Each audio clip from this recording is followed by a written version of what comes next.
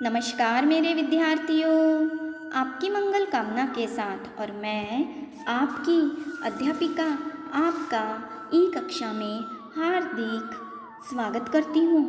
विद्यार्थियों, आज हम कक्षा 5वीं में विषय नैतिक शिक्षा बड़े घर का गायक इस पाठ का दूसरा भाग अध्ययन करने वाले हैं। इस पाठ के प्रथम भाग में हमने अध्ययन किए थे कि बादशाह जो है स्वामी हरिदास का संगीत सुनना चाहते थे, तो तानसेन बादशाह अकबर को वृंदावन में यमुना तट पर ले जाते हैं। लेकिन यह क्या, स्वामी हरिदास तो ध्यानमग्न बैठे हैं और उनका दूतारा उनके पास ही पड़ा है। अकबर जी कहते हैं कि यमुना तट पर आकर भी हम क्या प्यासे ही रह जाएंगे। तब तानसेन कहते हैं, शहंशाह आप चुप खड़े रहिए। तानसेन ने कुछ सोचा और फिर अपना सितार उठाकर बजाना शुरू कर दिया। पहले तो उन्होंने ठीक बजाया, फिर जानबूझकर गलत बजाने लगे।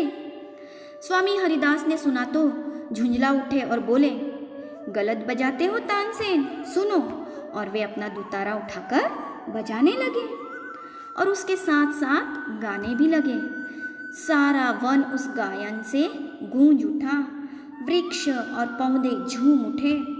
जंगल के हिरन स्वामी हरिदास के पास आकर खड़े हो गए। पक्षी शांत हो गए। ऐसा प्रतीत होता था मानो जैसे चलती हुई हवा भी रुक गई हो। और बादशाह अकबर मस्त हो गए थे उनके संगीत में। कितनी देर हो गई यह भी उन्हें पता नहीं रहा। अंततः जब हरिदास ने गाना बंद किया तो बादशाह और तानसेन उन्हें प्रणाम करके वापस चल पड़े। रास्ते भर बादशाह बोल नहीं सके। संगीत की मधुर ध्वनि उनके कानों में अभी तक गूंज रही थी। रात्रि के समय बादशाह ने कहा, तानसेन तुम बहुत अच्छा गाते हो, भारतवर्ष के सबसे बड़े गायक हो तुम, फिर भी तुम्हारे गाने में वह रस क्यों नहीं है जो स्वामी हरिदास जी के गाने में है? वह मस्ती क्यों नहीं है जो स्वामी हरिदास जी के गाने में है? तानसेन जी अकबर के सामने हाथ जोड़कर कहते हैं, शहंशाह मुझ में और मेरे स्वामी हरिदास में ज़मीन आसमान का अंतर में है। मैं हूँ दिल्ली पति का गवैया, मैं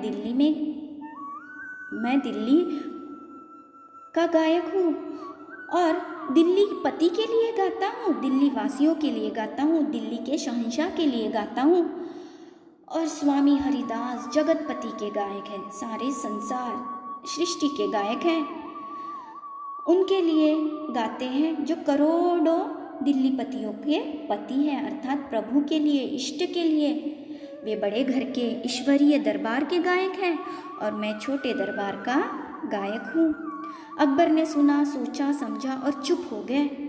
धीरे से उसने अपने मन में कहा, जो भगवान के गुण गाता है उसकी वाणी में तो रस, मधुरता, मिठास अवश्य ही होगी। विद्यार्थियों, अब यह पाठ मैं यही समाप्त करती हूँ और मुझे पूर्ण विश्वास है कि आपने यह प्रश्न उत्तर अवश्य पूर्ण किए होंगे। अच्छा, एक नए पाठ के साथ मैं आपसे पुनः मिलने आती हूँ।